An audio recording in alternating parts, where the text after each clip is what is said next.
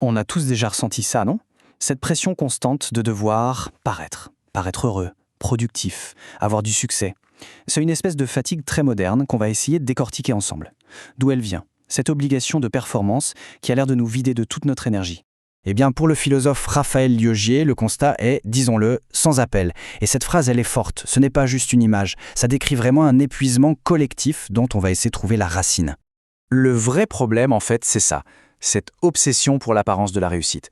C'est une performance de tous les instants, où le regard des autres semble compter plus que tout le reste. Mais la question qu'on peut se poser, c'est est-ce que ce jeu de la réussite est encore basé sur des accomplissements réels? Alors, pour décrire ce phénomène, Liogier invente un mot, la success. Faut pas confondre avec le succès et le vrai. La success, c'est une version du succès qui n'a de valeur que dans les yeux des autres. L'important, ce n'est pas ce qu'on est, mais ce que les autres pensent qu'on est.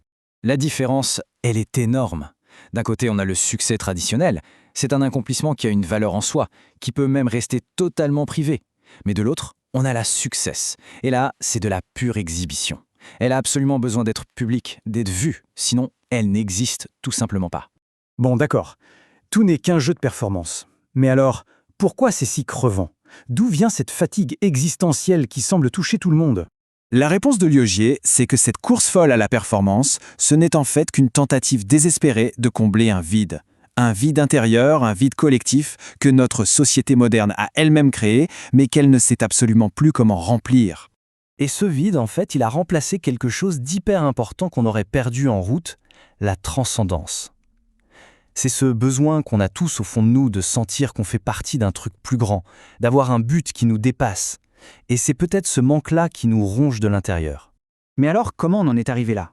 C'est une histoire un peu ironique en fait. Tout commence au XVIIIe siècle avec une promesse magnifique, la liberté absolue pour chaque individu. Sauf que cette liberté-là, elle a créé un vertige monstre, une responsabilité tellement énorme que pour se rassurer, la société s'est jetée à corps perdu dans des systèmes super rigides comme le capitalisme ou l'industrialisme. En gros, on a construit nous-mêmes nos propres cages dorées. Et donc, une fois privés de transcendance et bien enfermés dans nos systèmes, on a trouvé une sorte d'échappatoire un peu bancal.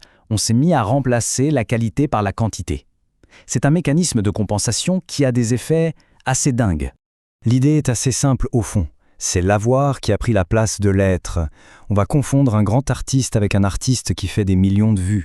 On va confondre une personne sage avec un milliardaire. Le chiffre, que ce soit des dollars, des followers, peu importe, est devenu une sorte de fausse qualité, un substitut à la valeur réelle. Et la conséquence de tout ça, c'est qu'on vit dans une sorte de fiction collective, un immense mensonge partagé. On le sait, au fond, on le sait tous que c'est du pipeau, mais on continue à jouer le jeu. Pourquoi? Parce que l'alternative, c'est-à-dire affronter ce fameux vide intérieur, eh bien ça fait juste beaucoup trop peur. Ok, donc si on vit dans une fiction, ça veut dire qu'il y a des règles, non? Des règles du jeu, un peu secrètes, que tout le monde suit sans jamais vraiment se le dire. Mais c'est quoi ces règles? Alors, il y en a 4, et elles sont assez parlantes. La première, l'hypocrisie est reine. L'important, c'est de faire semblant d'y croire à fond. La deuxième, le déni. Tant qu'on n'est pas pris la main dans le sac, ça n'est pas arrivé. Troisième règle, l'attaque est la meilleure défense. On est critiqué, surtout on ne se justifie pas, on crie juste plus fort sur un autre sujet. Et enfin la dernière, l'inversion totale des codes. On surjoue l'intimité en public avec des inconnus et on est hyper distant en privé avec ses proches. Ça donne une grille de lecture assez fascinante de nos comportements aujourd'hui, non? Évidemment, tout ce jeu de dupes, ça a un coût humain énorme. Ça génère un épuisement d'un nouveau genre qui n'est pas juste physique. Ça va bien plus loin, ça touche à l'âme. Et cet épuisement, on lui a donné un nom qu'on connaît tous, le burn-out.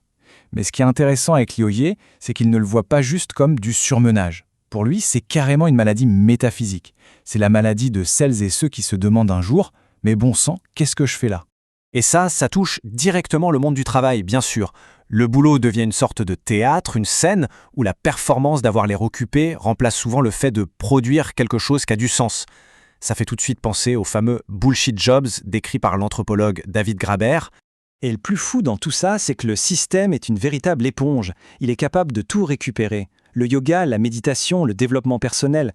Dès qu'on trouve une petite porte de sortie vers l'authenticité, elle est immédiatement aspirée, transformée en produit, industrialisé et revendu.